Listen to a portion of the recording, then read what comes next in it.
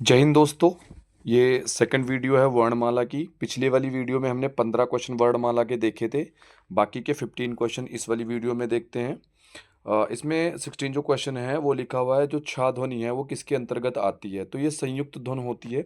संयुक्त ध्वनि का मतलब क्या है? जब दो वर्ण आपस में मिलके एक नए वर्ण का निर्माण करते हैं तो उसको संयुक्त ध्वनि कहते हैं। और ये जो छा से क्षत्रिय है ये क और सा से मिलके बनी होती है, तो इसलिए इसका आंसर रहेगा संयुक्त वर्ण, ऑप्शन नंबर सी। ठीक है, अब आगे देखते हैं।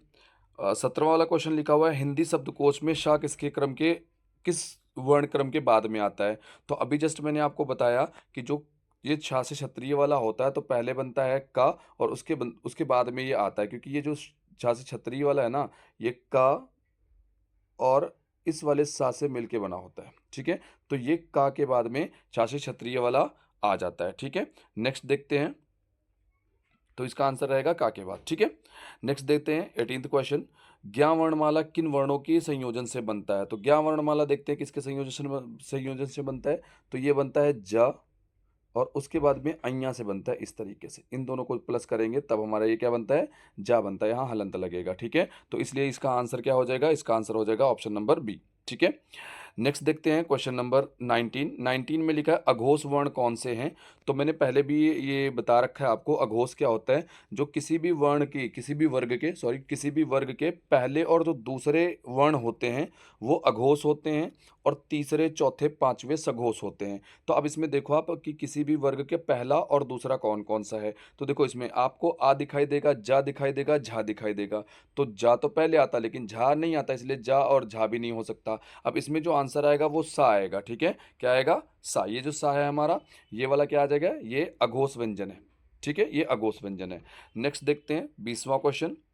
घा का उच्चारण स्थान क्या है। तो जो पिछली वाली वीडियो थी उसमें भी मैंने आपको बताया था कि का वर्ग के जितने भी होते हैं वो सारे के सारे क्या होते हैं, कंठ ध्वनि होते हैं। तो इसलिए क्या आ जाएगा, ये कंठ ध्वनि आ जाएगी। ठीक है, नेक्स्ट देखते हैं 21।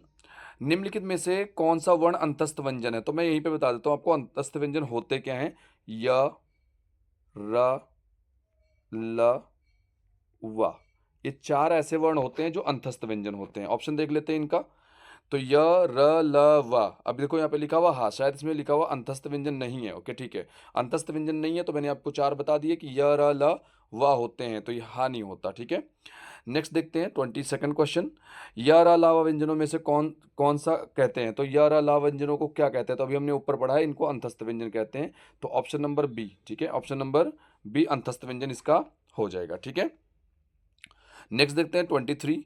लिखा हिंदी वर्णमाला में ऊष्म व्यंजन कौन से होते हैं। ऊष्म व्यंजन का मतलब क्या होता है, जब हम उच्चारण करें तो मुंह से जो श्वास है वो गर्म निकलनी चाहिए। तो इसके लिए क्या कौन कौन से आते हैं, स, स, ह। जितने भी स होते हैं वो सारे के सारे क्या कहलाते हैं, हमारे ऊष्म व्यंजन कहलाते हैं। ये वाला हो गया, ये वाला हो गया, हा हो गया, ये सारे ऊष्म व्यंजन है। ठीक है, अब इसमें ऑप्शन देखते हैं ऊष्म व्यंजन कौन से हैं। तो इसका पहला वाला आंसर सही निकल हो जाएगा, ये वाला सा सा हा। ये क्या है, हमारे ऊष्म व्यंजन है। 24वां क्वेश्चन देखते हैं। हिंदी हिंदी के जिन वर्णों का उच्चारण करते समय केवल सांस का प्रयोग किया जाए उनको उन वर्गों को क्या कहते हैं। तो अभी मैंने आपको क्या बताया था कि सांस का प्रयोग क्या होता है, जब हम अघोष की बात करें जहां घोष ना हो। ठीक है, तो जो हमारा पहला और दूसरा वाला वर्ण होता है किसी भी वर्ग का, वो क्या कहलाता है, अघोष। और इन्हीं को उच्चारण करने में क्या होता है, सिर्फ सांस, केवल सांस का ही प्रयोग किया जाता है। ठीक है, 25वां क्वेश्चन देखते हैं। प्रश्न के आधार पर ल वर्ण किस प्रकार की ध्वनि है। तो ल वर्ण जो होता है वो हमारा आ जाता है पार्श्विक। क्या आता है, पार्श्विक ध्वनि है। ठीक है, नेक्स्ट देखते हैं 26वां क्वेश्चन। निम्नलिखित में से ओष्ठ ध्वनि क्या है। तो ओष्ठ ध्वनि समझ लेते हैं पहले।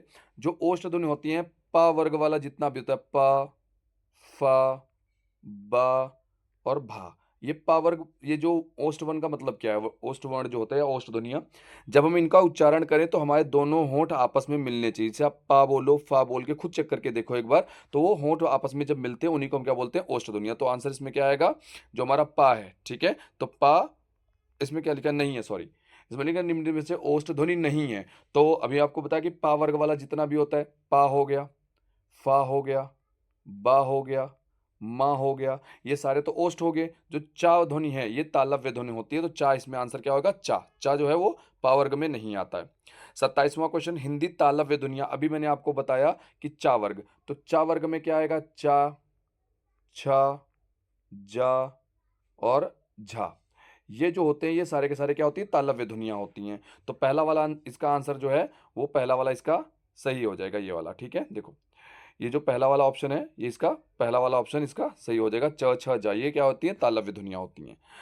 नेक्स्ट देखते हैं क्वेश्चन 28वां, शाह ध्वनि उच्चारण कौन सा है? तो शाह ध्वनि के लिए एक मैं फॉर्मूला बता रहा हूँ आपको। इसके लिए शाह ध्वनि के लिए याद करने के लिए होता है ईचू यसा नाम, ईचू ईचू ईचू यशा, ईचू यशा नाम। इसका मतलब क्या है वो भी समझा देता हूँ। ईचू यशा नाम का मतलब होता है कि जो छोटी ई और बड़ी ई वो भी क्या आएगी, तालव्य बनेगी। चा वर्ग वाला तालव्य बनेगा, या से यज्ञ वाला तालव्य होगा, और जो शा से सलजम वाला ये भी क्या बनेगा, तालव्य बनेगा। तो यही पूछा हुआ कि शाह ध्वनि का उच्चारण स्थान कहाँ है, तो ये तालव्य से आएगा। इसका ऑप्शन कौन सा हो जाएगा, इसका ऑप्शन हो जाएगा बी। ठीक है, ये फॉर्मूला याद रखेंगे। नेक्स्ट देखते हैं अगला क्वेश्चन। अगला क्वेश्चन 29वां है, कौन सी ध्वनि अल्प प्राण है? तो आपको स्टार्टिंग में मैंने आपको क्या बताया था, अल्प प्राण ध्वनियां कौन सी होती हैं, किसी भी वर्ग की पहली, तीसरी, पांचवी, ये क्या होती हैं, ये होती हैं अल्प प्राण। और दूसरी ये अल्प प्राण कहलाएंगे, और दूसरी और चौथी ये महाप्राण होते हैं। ठीक है, ये महाप्राण होते हैं, और ये जो होते हैं ये अल्प प्राण होते हैं किसी भी वर्ग की। अब ये वर्ग क्या होता है वो भी मैं समझा देता हूँ, देखो देखो देखो ध्यान से जरा, है ना। तो इसमें क्या होता है, कोई भी वर्ग ले लो, का वर्ग। ठीक है, देखो यहाँ पे हम का वर्ग ले लेते हैं, का वर्ग। अब का वर्ग लेंगे तो इसमें कौन कौन से अक्षर आएंगे, का, ख, ग, घ और अंगा। अब मैंने क्या कहा, अल्प प्राण का मतलब क्या है, पहला ये वाला, तीसरा ये वाला और अंगा, ये अल्प प्राण कहलाएंगे। ख और घ जो होगा ये महाप्राण कहलाएंगे। अब ऑप्शन देखते हैं कौन सा अल्प प्राण है। तो देखो ध्यान से, धा से धनुष, था से थर्मस, और नीचे ता और फा। अब देखो इसमें आंसर देख लेते हैं। देखो तो मैंने क्या कहा था, पहला और तीसरा, तो अब धा वाली लाइन पढ़ लोगे, त, थ, द, धा, तो ये चौथा है, तो ये तो महाप्राण हो गया। त था ये दूसरा, ये भी महाप्राण हो गया। ता ये पहला है, तो ये वाला ऑप्शन सही हो जाएगा, क्योंकि फा अगर आप पढ़ोगे तो पा फा ये भी दूसरा होगा, तो ता वाला आ जाएगा। ठीक है, याद रखेंगे अल्प प्राण में पहला, तीसरा, पांचवा होता है। ठीक है, निम्नलिखित वर्गों में से कौन सा वर्ग मूर्धन्य ध्वनियों का है? तो मूर्धन्य क्या होती हैं, जो जुबान हमारी तालु में उल्टा लगती है उसको मूर्धन्य ध्वनियां बोलते हैं। इसमें मूर्धन्य ध्वनियों में कौन कौन सी आती हैं, जैसे ट है, ठ है, ड, ढ और ण। ठीक है, ये हमारी क्या आती है, मूर्धन्य ध्वनियां होती हैं। तो ऑप्शन देखते हैं इसमें से कौन सा ऑप्शन है। तो ऑप्शन नंबर तीसरा जो है, ये सी ऑप्शन जो है, ये ट ठ ड, यही हमारी क्या है, मूर्धन्य ध्वनियां हैं। तो ये 15 क्वेश्चन इस वाली सीरीज के लास्ट थे। अब अगले वाले हम